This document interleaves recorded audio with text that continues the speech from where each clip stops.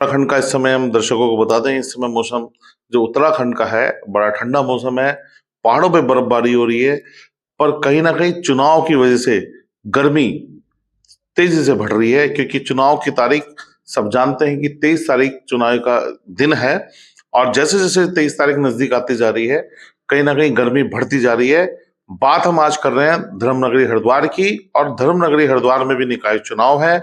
और आज हम बैठे हैं वार्ड नंबर 16 में।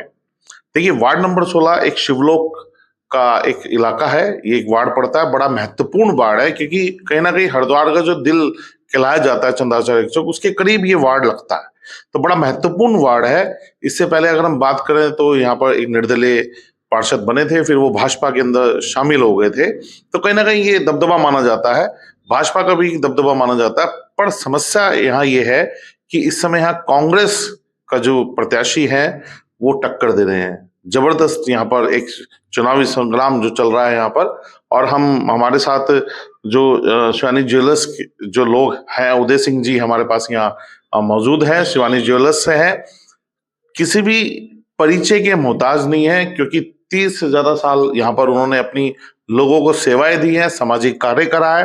अब हम उनसे ही डायरेक्ट पूछ लेते हैं कि किस तरह का चुनावी यहाँ माहौल है। उदय जी, एक तो तहलका न्यूज़ में आपका स्वागत है। थैंक यू, धन्यवाद बहुत बहुत। किस तरीके का माहौल है, क्योंकि कहा जाता है कि गढ़ है भाजपा का, कांग्रेस का टिकट लेके आए, कांग्रेस पार्टी ने भरोसा जताया, कैसे निकालेंगे सीट आप ये?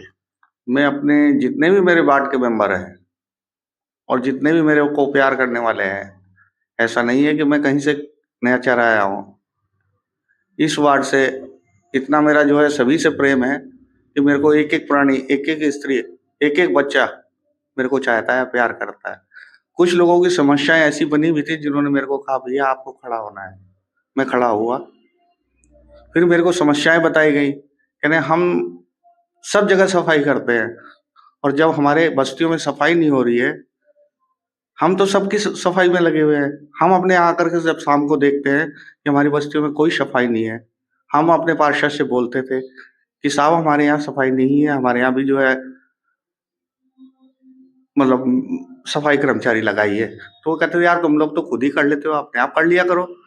तो जो आदमी सबके यहाँ सफाई कर रहा है और उसके यहाँ ही सफाई नहीं हो रही है, उसके यहाँ ही आदमी नहीं लग रहा है, तो शाम को आकर के उसको भी खराब लगता है कि मेरे बच्चे कहाँ जाएंगे खेलने के लिए, क्या करेंगे। पार्कों में बच्चे नहीं खेलने जा सकते। इस तरह के शिविर है, शिविर चौक चल रहे हैं, तो कहते हैं कि शिविर आप लोग ही साफ कर लो। तो वो क्यों करेंगे भाई, उनके भी तो कर्मचारी अलग है। तो इस तरीके से काफी समस्याएं हैं। सुनने में ये भी आया कि जो है 12 कमरे बनाए गए हैं, कहाँ वो हमें तो दिखाई नहीं देता कहाँ कमरे बने हैं, कहाँ किन लोगों को कमरे दिए गए हैं। भाई हमारी नॉलेज में तो आना चाहिए। तो भाजपा का पार्षद यहाँ थे पहले पिछली बार, तो क्या कुछ कार्य नहीं हुआ यहाँ? हमारी समझ से कोई कार्य विशेष नहीं है। और जितना भी जनसंपर्क हम लोग जा रहे हैं, उसमें जहां भी हम जा रहे हैं वहां एक ही बात सुनने को मिले, साहब ये समस्या है, साहब वो समझ। आज 5 साल में उन्होंने अपनी जनता के लिए क्या किया? आज जो जनता कह रही है कि हमने साहब ये हमारे काम रुके पड़े हैं, ये काम हमारे रुके पड़े हैं, पार्षद साहब हमारे यहाँ मोहल्लों में देखने नहीं आते हैं, कहाँ क्या कार्य हो रहे हैं, ये कुछ नहीं है वहाँ पे, नथिंग है सब मामला। तो जी, वैसे हम भी आपके पास जब आए, जब हमने आसपास कई लोगों से आपके बारे में सुना, तो कई चीजें निकल करके भी आई आपके बारे में कि भाई, चाहे व्यक्ति कई सालों से समाज की सेवा करता है, ऐसी बात नहीं है, जो भी व्यक्ति आपके पास आता है उनके लिए कार्य भी करता है, ये हम सुन के आए। और इसलिए हम आपके साथ यहाँ बैठे हुए हैं। धर्मपत्नी को चुनाव में आपने उतार रखा है, तो अगर जनता ने मौका दिया जी जी जी। तो सबसे पहले क्या कार्य करवाएंगे आप इस वार्ड में? मैं सबसे पहले जनता की समस्याओं को समझूंगा। कार्य तो जो होगी वो जनता ही करेगी, मैं एक अकेला नहीं हूँ। क्योंकि घर में भी, परिवार में भी जो बड़ा होता है तो वो एक मुखिया के रूप में होता है। 4 काम करेंगे, 4 बच्चे हैं, चारों काम करेंगे तभी उस कार्य को संपन्न होगा। मेरे अकेले से कुछ नहीं होता है, अकेला आदमी कुछ नहीं कर पाता है। अगर वार्ड में 4 आदमी सही है, उनको वो काम सौंपे जाएंगे, अपने अपने क्षेत्र के काम बताए जाएंगे, कोई कमी आती है, कोई दिक्कत आती है, धरना दिया जाएगा, प्रदर्शन किया जाएगा, कुछ भी करेंगे, उस कार्य को कराएंगे। बहरहाल हम उस कार्य को संपन्न करेंगे अपने तरीके से। लेकिन यह है कि आप ये कहो कि वार्ड की सारी समस्याएं जो भी कुछ है अकेला मैं करूंगा, वो सबको मिलके करना है।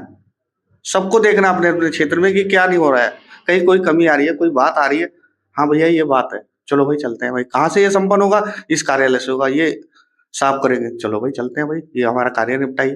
तो इस तरीके से सब मिलके ही उस कार्य को संपन्न कर पाएंगे। आज तक जो नहीं हुआ है, कोई शिकायतें करते हैं वो सुनते नहीं है, लेकिन मेरे पास ऐसा नहीं होगा। मेरे पास जो भी आएगा मैं उसकी सेवा के लिए स्वयं चलूंगा, स्वयं तत्पर रहूंगा। मेरा सबसे पहला धैर्य यही है कि अभी तो मैं किसी लायक नहीं हूँ।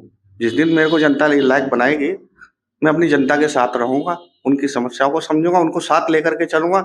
जो भी समस्याएं हैं मैं अपनी जनता की सुनूंगा। अभी जो हुआ बाढ़ में मेरे को नहीं मालूम, क्योंकि मैं एक दुकानदार आदमी हूँ, सोशल वर्कर था।